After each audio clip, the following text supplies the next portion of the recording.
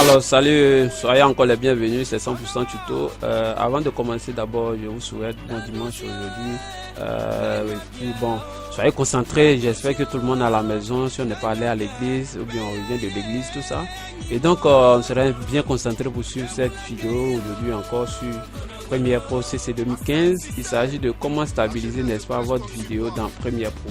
Soit on a fait un film, on a filmé parce qu'on n'a pas eu de trépied ou on n'a pas pu filmer avec un trépied et le film a vraiment bougé, voilà, et donc il n'est pas aussi vraiment agréable à regarder. Et donc vous pouvez toujours vous rattraper sur Adobe Premiere Pro CC, c'est ce que je vais vous montrer pour ce matin. Alors d'abord, voici par exemple le film qui est là. C'est le film. Nous allons lire d'abord le film avant pour voir ce qui, voilà, comment est-ce que le film se comporte.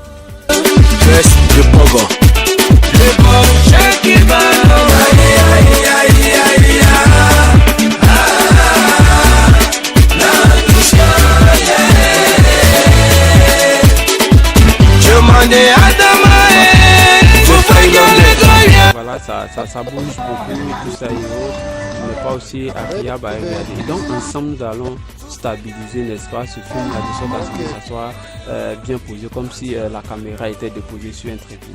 Voilà, et donc c'est parti. Je vais d'abord dans effet vidéo, donc je clique sur ici effet vidéo. D'effet vidéo, je vais dans déformation, donc ici. Voilà, déformation, on trouve déformation ici. Je clique sur déformation et dans déformation, je vais prendre, n'est-ce pas, stabilisation de déformation. Stabilisation de déformation. Et donc, je fais un clic gauche, je me tiens et je glisse pour venir déposer, n'est-ce pas, sur la séquence. Et donc, directement, le film va commencer à s'analyser. Ça va analyser, voir un peu leurs contours, essayer de composer l'image et puis stabiliser. Voilà. Et donc, comme vous le voyez, analyse en cours, en arrière-plan.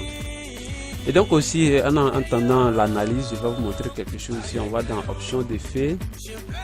À la option d'effet, si on regarde bien, nous sommes à 4%. Ça calcule en fait. Ça va dépendre de la durée de votre vidéo ou la performance aussi de votre PC. Et donc nous sommes à 6%, on va attendre jusqu'à 100%. Donc vous voyez que ça peut prendre plus ou moins de temps en fait. Voilà. Et on se retrouve tout à l'heure pour la suite.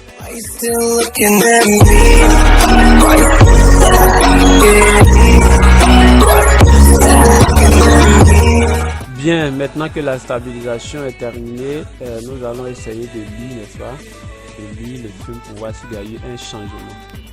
Et donc, je mets en marche.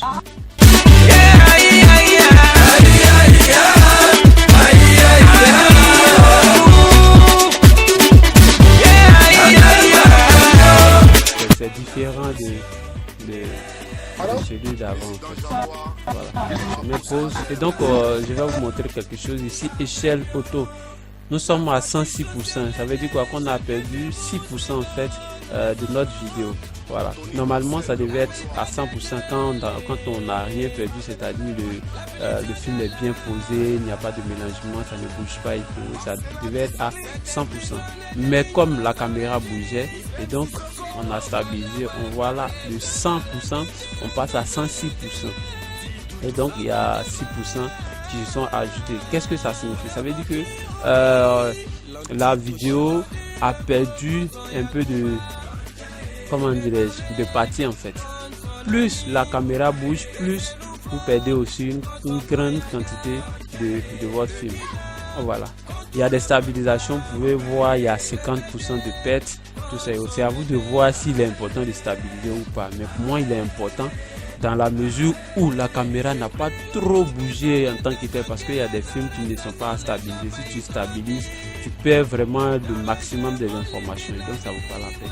Mais tel que ces films-là, tout ça, surtout quand on est un professionnel, voilà, je pense que on prend les précautions sur le terrain, tout ça, et bon, voilà. Voilà un peu ce que je voulais vous montrer pour ce matin. Si vous avez des éventuelles questions, n'oubliez pas à les suggérer en commentaire, je vais vous les répondre. Merci et bon dimanche toujours à vous. Au revoir. Are you still looking at me?